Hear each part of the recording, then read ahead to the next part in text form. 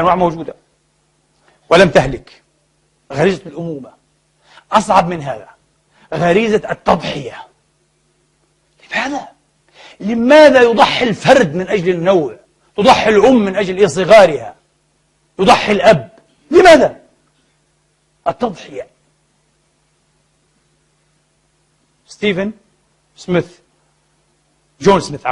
ستيف سميث أحد التطوريين المشهورين. جون سميث يطرح سؤالا يقول: إذا كان فهمنا صحيحا بالآلية التطورية، فكيف يمكن لهذه الآليات أن تفسر التضحية في عالم الحيوانات؟ لماذا؟ ما الصعوبة؟ انتبهوا، أنا الآن سأقفز بكم إلى أرقى تفسير وأذكى تفسير وأكثر التفاسير سحرية. تفسير سحري بهلواني أكروبات تفسيري. ريتشارد دوكنز صاحب الكتاب الكبير سيلف الجين، الجين الأناني.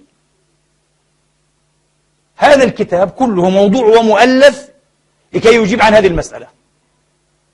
انتبهوا، مسألة التضحية. كيف؟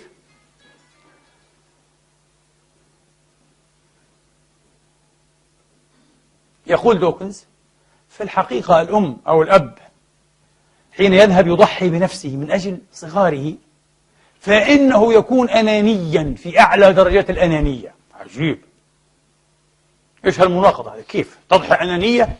تضحية ضد الأنانية، ضد الإيثارية، الأنانية. إنها إيثار وغيرية. قال لك لا، أنانية. كيف يا ريتشارد دوكنز؟ كتاب ضخم 400 صفحة، الجين الأناني.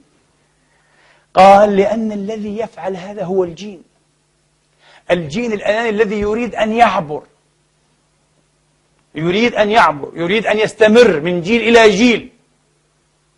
فالأم تعلم، ليس الأم، الجين، عفوا، يا ريت الأم غريزة. لا، قال لك الجين يعلم أن الأم إذا لم تضحي هلك الصغار، فإذا هلك الصغار هلك الجين.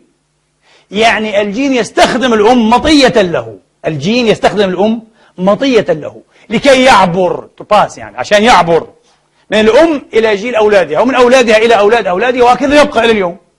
فهذا اسمه الجين الأناني. فهمتوا فكرة الكتاب؟ هذا كل كتاب ريتشارد دوكنز. يقول لك ما في شيء اسمه تضحية وإيثار غيرية في عالم الحيوانات. في جينات مبرمجة لكي تستخدم المتعضيات، الكائنات الحية، البنى الحية، تستخدمها وسائل نقل، وسائل مواصلات، مراكب لها، ماكينات. هو يقول ماكينة تستخدمها وسائل نقل أو مركبات لكي تعبر بها إلى الأجيال الأخرى. عجيب. هل هذا تفسير علمي؟ هل هذه لغة علمية؟ هل تشتمون هنا رائحة علم قابل للتزييف، علم قابل للاختبار؟ أبدا. كما قلت لكم، هذه الميتافور، هذه المجازات، هذه اللغة الأدبية الشعرية في العلم وهي فاشلة. هذه ذبح العلم حين يبدأ يتحدث بهذه الطريقة. انتبهوا، هذا الشيء خطير جدا على العلم. وهو يدعي ويصيح ليل نهار الخطر من الدين، من المتدينين. صحيح، كثير جدا المتدينين في شرق غرب بلهاء، هم خطر على الدين والعلم والعقل والإنسانية، نعرف هذا.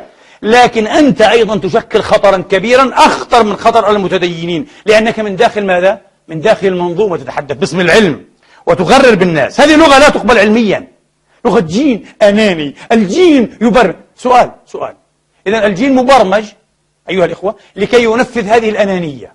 السؤال: من الذي برمجه؟ هل الجين عاقل؟ هل الجين عندك يا دوكنز هو يحل محل الإله؟ هكذا. مرة يتحدث داروين عن الانتخاب الطبيعي كأنه هو الإله في أصل الأنواع تماما، كأن الانتخاب هذا عاقل. بعدين يقول لك لا، هو ليس عاقلا وليس شخصا، لكن تتحدث عنه على أنه كيان حقيقي وليس كيان أصلا، هو ليس كيانا. وهذا يتحدث عن الجين له كيانية، معروف تركيبه، لكن كأنه إله عاقل مصمم مبرمج يخطط ثم يقود الخطة إلى غايتها النهائية. صحيح؟ والسؤال: من الذي برمجه؟ من أين الجين وهو مجرد تركيب كيميائي معقد؟ هذه العقلية وهذا الوعي، من أين له الحرص على البقاء والسرفايفل؟ من أين؟ ولماذا؟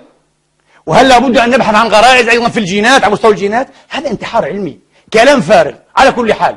وأنا من جهتي الانتخاب الكيميائي، ما هذا الانتحار العلمي؟ مش عقلي هذا؟ علمي. طبعا هو من قبل ذلك انتحار عقلي معروف يعني. ما هذا الانتحار؟ لماذا تنتحرون؟ ما هذا الكبر؟ صدق الله العظيم. قرأت نصا لكارل ماركس في الكتابات اللي بسموها الإير، يعني الكتابات المبكرة، بسموها ماركس الشاب. شيء لا يصدق. تعرفون كيف يتكلم عن هذا الرجل؟ هو لم يقدم أي مبرر فلسفي، قدم عتها نفسيا، كبرا وعنجهية وعجرفة. باختصار يقول: أنا ملحد وأدعو إلى الإلحاد لأن الإنسان يجب ألا يدين في وجوده إلا لنفسه. قلت له: والله صدقتك، بالله عليك، أنت ولدت لحالك؟ أنت حملت في نفسك يعني؟ أنت حملت في رحم نفسك ما شاء الله قبل أن تأتي، وولدت حالك وربيت حالك وخلقت اللبن لحالك؟ إيه الهبل هذا؟ ألا أدري يعني. وهذا قال لك فيلسوف كارل ماركس بده ينقذ البشرية. هذا الأحمق، هذا أحمق. هنا أحمق ماركس لما تعاطف مع الغلابة، وأنا بحترمه وبستفيد منه. لما يحكي هذا الهراء أنا بسميه أحمق، أحمق الحمقى والله العظيم. قال تعالى: إن في صدورهم إلا كبر ما هم ببالغيه فاستعذ بالله. أعوذ بالله من الشيطان الرجيم. يا سلام، القرآن ما أجمله لما تفهمه. هؤلاء بغباواتهم يعني يجعلوك تفهم القرآن معمقا. الآن فهمت هذه الآية في سورة غافر المؤمن جيدا. لك لا، أنا ما بدي أعترف لأي قوة، أنا بس. إيش أنت بس؟ قال تعالى: أم خلقوا من غير شيء، الله أعلم حيث يجعل رسالته. الله عارف كيف بده ينفذ الكلمة الأخيرة هذه إن شاء الله للبشرية.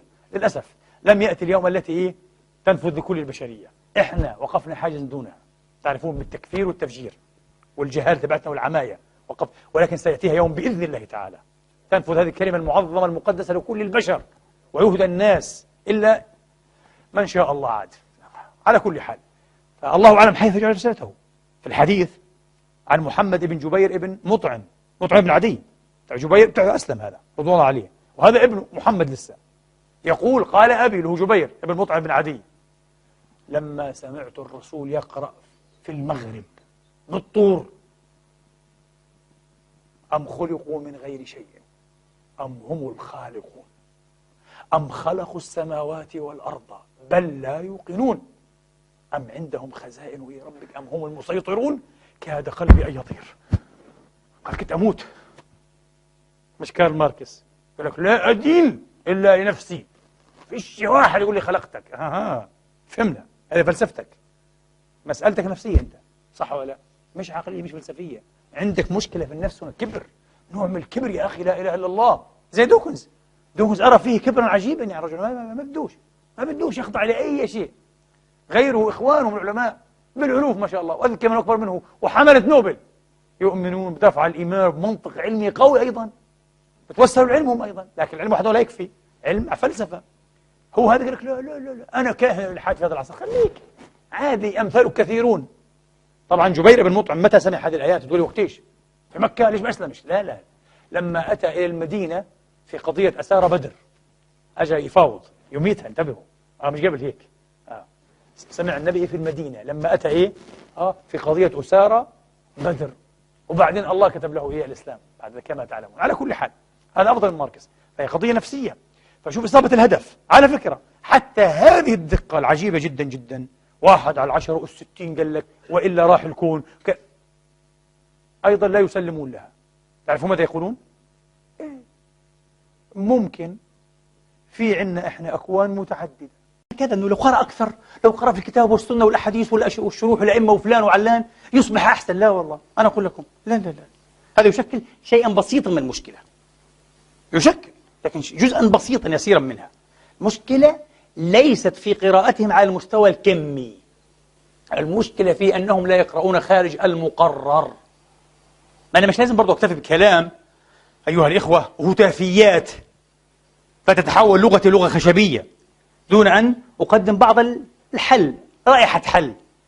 هذا عندي حل، وحل قوي جدا جدا ومجرب، على الأقل أنا جربته وأجربه وغيري جربه وينجح، يشتغل هذا الحل، هذا الحل يشتغل فعال. ما هو أيها الإخوة؟ ينبغي أن تقرأ خارج المقرر، مش مقرر المدرسة، مش مقرر الكلية، مقرر المجتمع، مقرر المذهب، مقرر الطائفة.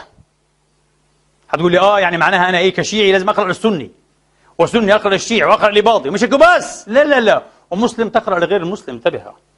وشرقي تقرأ للغربي وغربي يقرأ للشرقي. حاول، نحن البشر، نحن الإنسان، نحن بنو آدم كلنا، مش نصنا بنو الشياطين ونصنا بنو آدم. لا لا يا رجل، اقرأ لأخيك الإنسان، ستجد الرائع والمعجب والمفيد والمطرب والجميل والبناء والإيجابي في كثير من أفكار إخوانك أبناء آدم أبناء الإنسان. ستتعلم هناك عبقريات كثيرة لا تدور في دائرتك، لا تدور ضمن مطيافك الطائفي أو المذهبي أو العرقي أو اللغوي، لا، ضمن عوالم ثقافية أخرى، ضمن أفكار أخرى. اقرأ الآخرين، حاول. طبعا اعتصم في نهاية المطاف، أنت تعتصم بما لديك، هذا ما يعطيك المحددات الأولى لهويتك. أهلا وسهلا، ما عندي مشكلة. ولكن بعد ذلك أنت سترتقي من أن تكون المتدين الخاضع السالب السلبي إلى المتدين الواعي الناقد، تعرف ماذا تأخذ وماذا تترك. مشكلة كل الأديان، والإسلام ليس بدعا منها وليس استثناء، أنها تلتاث وتلوث، تلتاث وتلوث أيها الإخوة بلوثات شركية وثنية تصنيمية. هتقول له كيف؟ وين هذا؟ كل الأديان، كل الأديان، كل المتدينين. الدين الإلهي الحق، وأنا أتحدث في منطق توحيدي، دين لا إله إلا الله، سموه الأديان التوحيدية، ولكن حتى النصرانية دين توحيدي. كويس. يهودية دين توحيدي والنصيبون أشقانا، هذا الشيء. فنعود، إذن الحل أيها الإخوة أن هؤلاء لابد أن يقرأوا خارج المقرر. اقرأ خارج مقرر الطائفة، خارج مقرر المذهب، خارج مقرر الدين. اقرأ لغير الإسلام، لغير المسلمين، اقرأ وقارن يا رجل. القرآن علمنا هذا، القرآن ذكر لنا عقائد الأمم الأخرى من الكفار والملاحدة وكذا، ورد عليهم وناقشهم بأدب، أدب إلهي عالي جدا. احنا نتعلم نفس الشيء. حين تبدأ تقرأ تتخلق لديك، تبدأ تنمو وتتنشأ ملكة الوعي الناقد، البصيرة العلمية والمعرفية والروحية. واحد يقول لي ما حاجتي بالقراءة عند الكتاب والسنة؟ وكأنك تتلقى الكتاب والسنة يعني ما شاء الله من فم جبريل. يعني يا رجل أنت لا تعرف شيئا في الكتاب ولا في السنة إلا عبر المصافي، إلا عبر المناخل، منخل مصفاة إلى 10 مصافي، سيدي فلان وسيدي علان والإمام فلان والمذهب وقال وقرر وحطوا والحاشية والمتن إلى آخره. أليس كذلك؟ ولا بتقدر لحالك أنت تقرأ وتطلع لي أفكار؟ ما فيش منه، كذب. عشان هيك أنا أشعر بالرثاء للسني كالشيعي كالإباضي. يقول لك القرآن يا أخي يؤيد. يا رجل اسكت، صل على النبي. أنت رجل لا أنت عالم ولا علام ولا متخصص وتزعم فرحان جذلان أن القرآن يؤيد مذهبك. يا رجل اسكت، خليك في حالك. خليك في حالك. هذا ممكن يقبل من علامة كبير قضى حياته 50-60 سنة في العلم يناقش علماء مثله، بس أنت إنسان عادي بتدرس لي طب ولا هندسة ولا أي شيء، ما تتدخلش في شيء. تقول القرآن يؤيدني، مين أنت يا رجل؟ عيب. نضحك على حالنا ثم نتشانى زي ما قلنا ونتباغض. إذن هذا الاختبار الإنساني صعب جدا. نعود، النمط الأول من التدين إذن هو